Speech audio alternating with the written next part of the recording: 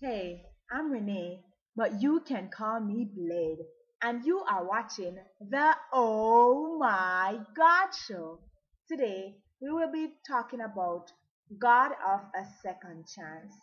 Now, many of us in life, we would hope and wish that we can at least get a second chance. Now, there was one person in the Bible, Hezekiah, King Hezekiah, who he was very sick unto death, and he actually prayed to God, and he asked God to, he turned his face to the wall, and he asked God, God, please, I don't want to die now. Please extend my life.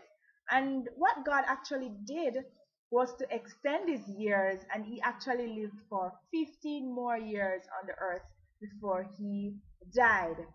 Now, there's so much to be learned from that story. First of all, well, let's not go into the fact that the 15 extra years that he got in his life were worse than the years before, but that's not what I'm here to talk about today. What I want to focus on is the fact that even though God, He's sovereign, He's all powerful, and at the end of the day, His words, He's gonna have the last say. But at the same time, God is a God who you can actually talk to, you can discuss things with Him, you can actually negotiate with God and say, God, you know what? Listen, this is something that I would prefer, or this is something I would rather have in my life. So I am asking you to kindly, if you could change your plans or alter them in any way to suit me. And that sounds bizarre, but in fact, that is what Ezekiel was saying when he asked God to extend his life.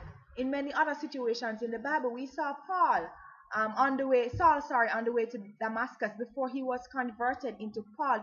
He was on his way to persecute the Christians. However, God gave him a second chance of life, and when he was struck down, he did not allow him to die, even though he was struck with blindness, and he eventually recovered from that.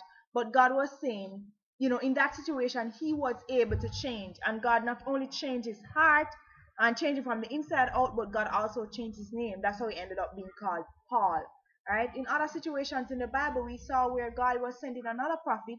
I will write the name of the prophet and everything after, but he was sending another prophet to do something. I think it was Isaiah. I'm not sure, but he was going to send him to do some form of miracle or something to show the children of Israel that, listen, he was actually going to show a sign. So what he actually said to him was that he should basically use something mixed with human feces, and do something with it, some form of miracle.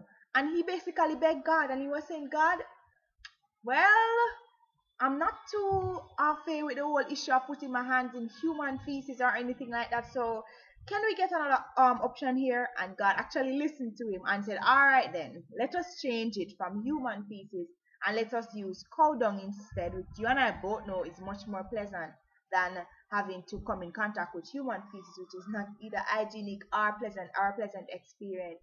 So that could be like our oh my God feature. Can you imagine putting your hand in something just for the sake of the gospel?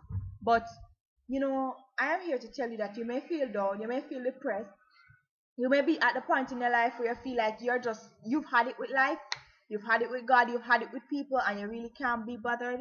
Or you may be in a situation where you feel like you have messed up so badly that no one will forgive you. You won't forgive yourself or anything like that. But that is not how it goes. God Himself is able to forgive us, and He is able to give us a second chance. And also, you have to remember also that you also have to remember to give other people second chances in their life, because many of us, we want favor, we want mercy from God, but we refuse to show mercy to anybody, and we are very unforgiving. So you need to be forgiving, and you need also to know that God is able and willing at any point to give each and every one of us a second chance, and we should also remember to give other persons second chance.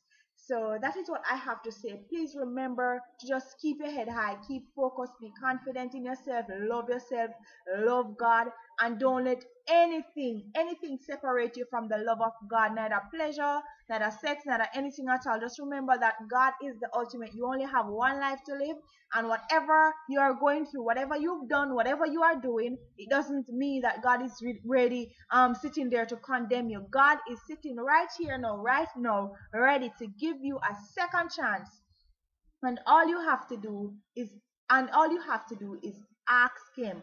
and He indeed will give you a second chance. Remember that the Word of God says that for the Word of God is quick and powerful and sharper than any two-edged sword. I'm your girl Blade, and I am gonna be cutting, so I'm gonna be pressing that up button thingy. Bye! See you next time!